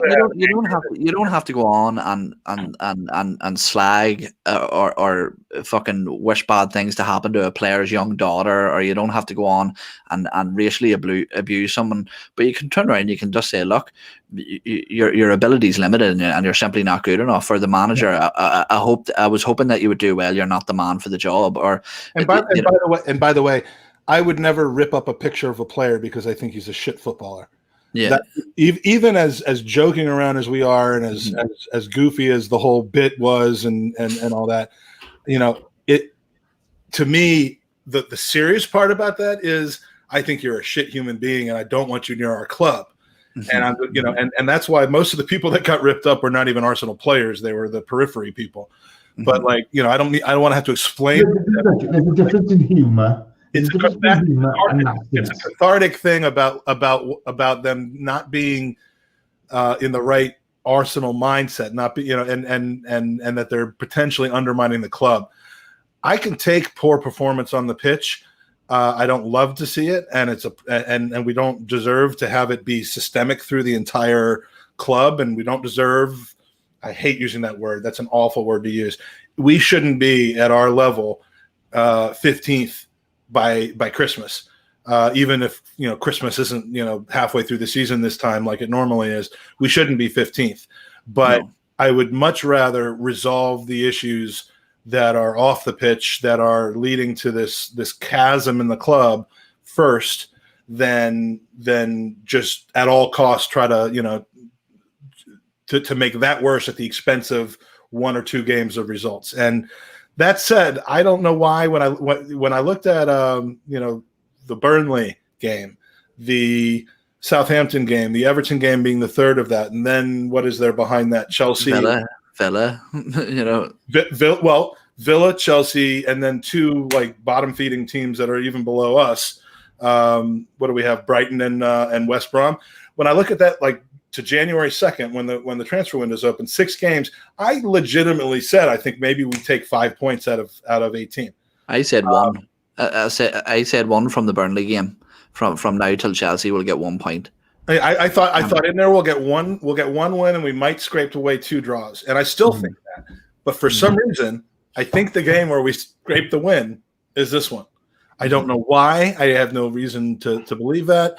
I've been in a lot of arguments about Ancelotti, about, you know, we're going to finish ahead of Ancelotti by the end of the season. I think I'm probably looking pretty bad on that right now, but you know, I just, for some reason, I'm not overly scared of Everton, and you know, by Monday maybe I'll be ripping my shirt off, screaming at a little person, you know, on. But I'm with you on that. I agree with you. By the way, Loki 73, Rob Ford, Julian Salmon. It's good to see you, lads. It's been too long. Yes, thank you for doing our job for us. I mean, legitimately, I appreciate that. I've been completely ignoring the chat. I miss the boys. But you know, you look at us, okay? We're the type of team who will do Everton over. Do you know what I mean? We're the type of team. Well, we're capable of that. We know we're capable of it. Exactly. This is the thing, you know. Listening to Eoin talk about, I'm not Arteta's biggest fan. I wasn't in favour of his signing first time round. I was hoping Unai Emery would do the job, and then you come to the realization that Unai Emery hasn't got a clue what he's doing and he's struggling, and it's horrible. Okay, but you're a flip flopper. Yeah, in the pit of my stomach. Man. Yeah, but I'm in the pit of my stomach. I want to see him do well. I'm an Arsenal fan. I want to see all our players happy, enjoying their football, winning games. And then when you turn around and say, look, I don't think Unai is the guy for it, all of a sudden you've got people slagging him off. Oh, that's really classy of you. And it's like, whoa. That's all I've said is, I can't see him doing well. I'm not after his head on a plate. By the end, I wanted his head on a plate. Don't get me wrong, right? But initially, I just wanted him gone. Arsenal Twitter would be the worst scientists because there would be no ability to actually learn from your research and from your observance of things. Like you either no, it's not going to work, or yes, it's going to work from the beginning. And if you come off of that, you're an absolute dickhead. It's this thing, okay, and I want Arteta to succeed, but what I don't understand is if these guys are such a problem in the background, why haven't the club got them out? Pay them off, get them fucking gone. A question for you guys. Say we go through this Christmas period. It's so unprofessional. Say we go through this Christmas period. That's a demerit against your account, by the way. Sorry. Yeah. I want to be on the Gooner Crack next this weekend. we go through the Christmas period and we, I forget how many points are available, but let's say we get 80% of the points. This all becomes, because we're Arsenal and we're this fan base, this all becomes a moot point. We are if we win tomorrow against Everton, everyone's going to turn around and be like, it's fucking on. We're going for this. The rejuvenation. We're ready. We're ready. We lose the next game. Nope. He's fucking out. He is out. Win the next game. He is the fucking savior of this club. With losing the next game. Nope, he's done. So let's embrace the fact that it's absolutely ridiculous. Let's not be afraid to satire the whole thing and just try to enjoy it. Where's a picture of you with this fan base that I can rip up? Me with the what? The fan base? Just a picture of the fan base. Oh, a picture of the fan base? You have the internet, don't you? I just realized you've changed your T-shirt. I have changed because I'm telling a story. I'm weaving a story in this podcast. It's a subtle thing. It's a subtle thing, but some fashion, like Lady Gaga, if she does a performance. If she does a performance at the Oscars or the whatever it is, not the Oscars, I guess maybe the Oscars.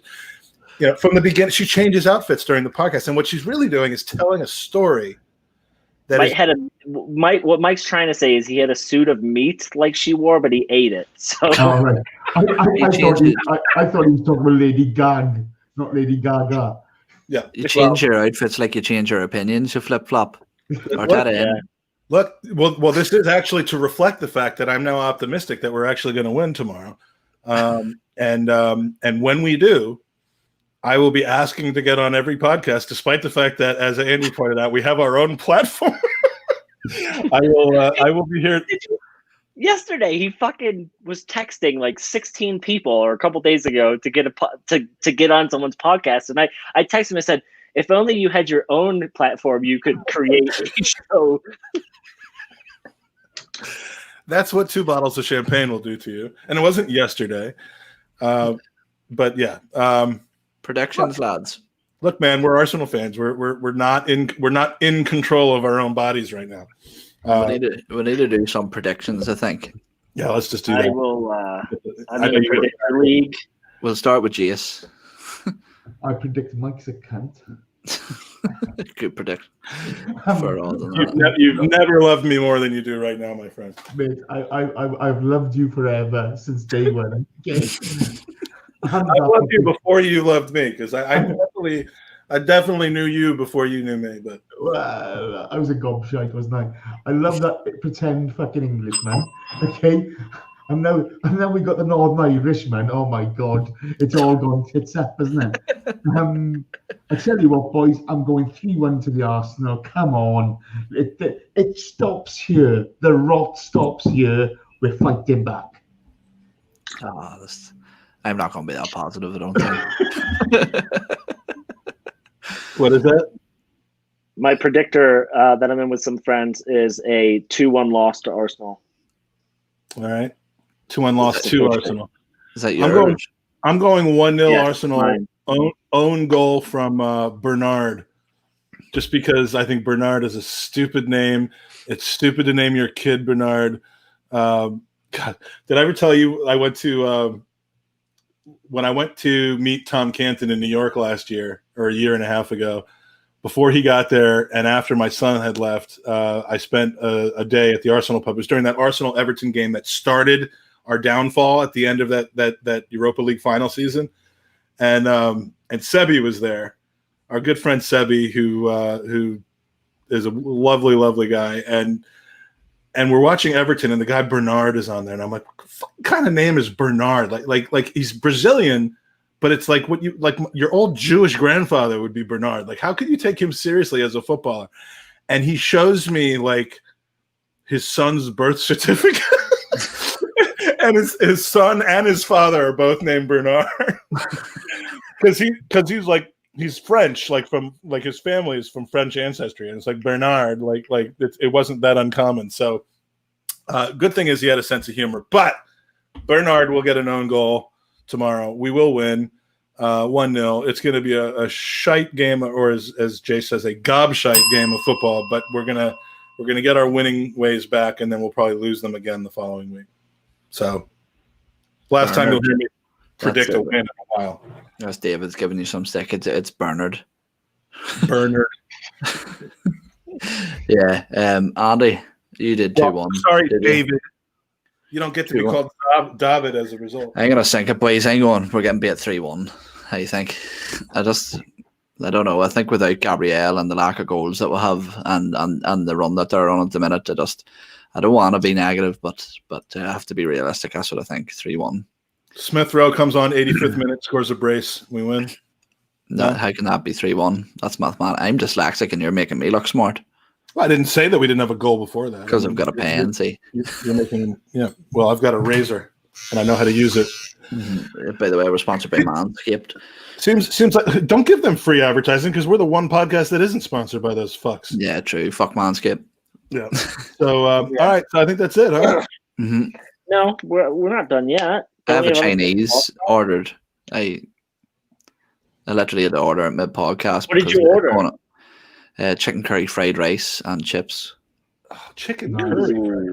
You gotta get the Wait, combination fried rice. Jace, what did you do for tea? I said boring chicken and chips, to be honest. Is that the moon or a street light behind you? That's a street light. Oh yeah, I suppose we should do that. Well, these boys are talking shit. Live chat, throw your predictions in. Mike, what are you having for dinner tonight? What am I not having for dinner tonight?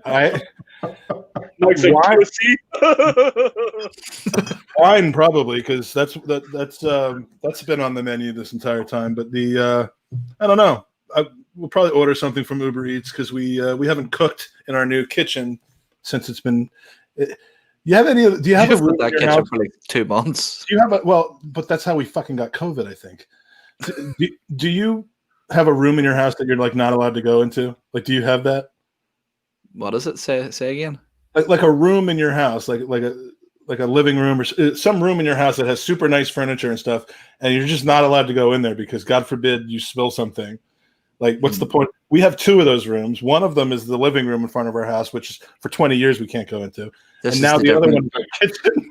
This is the difference between the Jewish people and the Catholic people. We're dirty bastards, and we're well renowned for it. So no, it is kind of not to start spreading generalisms, but it is kind of a Jewish thing to have a room that you're not allowed to go into. Like, oh no, the mom will not let you into the room. I have a room I haven't gone into by choice since last time Mike visited, and that was the bedroom we stayed in. There's still true story. Levels of radiation in there. True story, and I don't know if Andy knows this, but the first time I stayed at his house, his son was like 6 months old or 9 months old, and there's a bathroom in between the baby's room and my room. So A, how you left me with unfettered access, I don't understand in the first place. B, the first time I used the toilet in that room, it clogged. And there's no wonder you're eating from Uber Eats all the time. Actually, I think we actually did eat from. I think we had buffalo wings back here that night. Yeah, but I also think you had a Wendy's on the Well, way. that was the second time. That was when I finished my 3-month diet, and I had Wendy's on the way over to your house, and I almost threw up because it was the first time my body had actually food for 3 weeks. Anyway, so I clogged the toilet, or the toilet clogged itself, and of course there's nothing in there. There's no plunger. There's no anything else. I'm sure as hell not going to ask him for one because, then I have to explain what happened. So the whole weekend, I'm just praying that it goes down by itself. And I didn't know this. I'm like blowing on it. I'm like pouring water in there, and finally it did. So I got away with that one until just now. But this was right before our first pedicure. Oh, I got to put the pedicure video up pretty soon. And I've seen, so going back to Mike's kitchen, I've seen him cook food, and it is. The best way I could describe it is like if someone took a nature video of the regular pod's over. If anyone only cares about Arsenal, they can log off. But if they the rest of the information is available to anyone. Have you ever seen like a bear trying to open food, like human food? That's like watching Mike trying to make breakfast. Like I literally sat there, Jace, thinking to myself, how is this man this big and survived this long in life trying to open a packet of bacon? Right? I mean, this. Like, I just ended up eating the whole thing whole with the plastic and everything. He created a hole in the bacon packet that was maybe this big, just trying to pull bacon out aggressively, whilst there was a pair of scissors sitting next to him. And then, I just normally just order the bacon from Uber Eats and it just arrives cooked. As he's making eggs, he's got my salt shaker or salt grinder thing, and he's just crunching the salt on the eggs, and I'm doing something. I'm like, how much fucking salt does this guy eat? Well, you're doing something. You were starting a podcast that I wasn't ready to start to talk about Lauren Koscielny not getting on the plane. Hold up there. Sorry. He's Jewish and he's eating bacon. Oh, yes. I'm Jewish, but I'm like a rhino, Republican in name only. I'm Gino. So You're Gino. I'm a vagino. Eggs, I'm a Virginia Jew in name only. I'm a vagina. He's got these eggs in a pan and he's cranking on this salt, and I'm thinking to myself, this is just unhealthy, the amount of salt this man consumes on just eggs. This is fake news because I don't salt the eggs while they're in the pan. I wait until afterwards and then I put the salt. And whatever. And I'm thinking like this is going to be a heart attack. Like I'm going to watch this man die while he eats it. Well, he didn't know the cap was still on the salt. For a good 2 minutes, he cranked away, and realized the cap was on. Took it off and because I put my hand underneath it. I'm not putting 10 pounds of salt on it on purpose. I'm putting my hand underneath and nothing's coming out. So I've got a faulty salt shaker here, and then he's like, "Give me this." Take the cap off. Salt explodes everywhere. You know what, boys? I hadn't sworn for 6 months before tonight. Well, I've enjoyed tonight so much. You had to have known that was going to end. And staying at the Rhodes household with his mother, I don't mean for that to come out the wrong way. She is a pistol. I love that woman, and not in the way that most people think I do. But like, not the way you love his wife. No, that's a whole different story. But we have history together. We have a child together. But. What did she say? She said something very mean to me the other day, your mom. When I was sick, I think. You bald cunt. That is what she said, right? I don't think I could not. Like a lovely woman. I could not pay my mother enough to say something like that to you. She would ask you how you're doing, if there's anything you need, and I came downstairs this morning. Thank you. She would probably pay you for being my friend. She was in the kitchen getting Ollie ready for school, and she just went, "Morning shit breath." That's what she said to me. First thing she said to me in the morning, it was like 7:15 in the morning. She's amazing, and like, she has allowed Andy to not understand what the reality of raising children is. But hey. Oh, I get the reality, my friend. I'll tell you this. Yesterday, I'll post all the videos of your pedicures. That's the reality. Yesterday, I was going through the Instagram, removing people that I was friends with from I just blocks with feed. And Owen's daughter is a cutie. Oh, all of Watch yourself. Watch it. Oh, right, like in a nice baby way. She is a cute little baby. She's good looking people. Baby. Good looking people. And the reason why I'd like to see what the milkman looks like. The reason why I always claim to be Andy's, Ollie's dad is because the kid couldn't be a more adorable kid. I mean, like all podcasters' kids and wives are inappropriately attractive compared to the podcasters themselves. Because we're big time. We're famous people, Mike. Yeah. We're big deals. To be fair, you are punching way above your weight. You know. I'm ooh la la, Mrs. Feinberg. And my kids are adorable. I mean, they're almost adults at this point. But they are almost adult. I'd have to say, Mike, though, I'm not. You were a fine piece of meat back in your day. Look, I used to have. Who Wants to Be a Millionaire clip. Did you guys both know he was on Who Wants to Be a Millionaire? No, I take it you didn't win. No. Have we got video evidence? Oh, yes, we do have video. Yeah, we'll send the YouTube links. I won $64,000, so nice. you can all suck it. Although when you watch during a time, mushroom is. What'd you say? You don't know what mushrooms are. Well, look, I froze, man. I was nervous. The first time we did a podcast, I froze. I was nervous too. But no, this time, that was. They were actively trying to dumb down the game so much at that point so that they could get $1 million winner, and they got one a week later. That first guy in America that won the CPA guy that called his dad just to tell him he was going to win. Mm-hmm. Didn't even need the lifelines. That was 1 week after I was on, and they were just trying to give the money away, and I still was just stumbled my way through it. And that could have been you, man. Could have been you if you weren't so fucking stupid. I know, man. 26-year-old Mike had hair, but had absolutely no brains. no composure under pressure. So, what does this become, man? Mike could have played up front. Well, think about it. If you had won the million, you wouldn't have been sitting with us three tonight. That's right. Right. Because I certainly could find better things to do with my time, but that money gave me the buffer to be able to do stuff like this. So, anyway, this has been a game called "Let's See How Cold Owen's Food Can Get." You should have just eaten it, man. It's not like anyone's gonna watch the shower of shit. So I'm sure. I'm sure that you always tell me not to say that. I'm sure I've seen a podcast with Claude eating soup on the air. So I think we could have and it's not here yet. It's not here yet. We're all good. Oh, so you lied to us? No, I said it's ordered. I'm about to say I ordered pizza too, so I'm looking forward to that showing up. With or without pepperoni or pineapple. What are you having for breakfast tomorrow? Probably just a protein shake. So fuck off, protein shake. Look at you. You're built like a super noodle. Yeah, probably protein shake. Someone told me you put some weight back on the other day. I don't see it. Who told you that? Me or him? Oh yeah, it was you. No, someone did say that. Who said that? We're gonna kill him. I think I put a couple pounds on.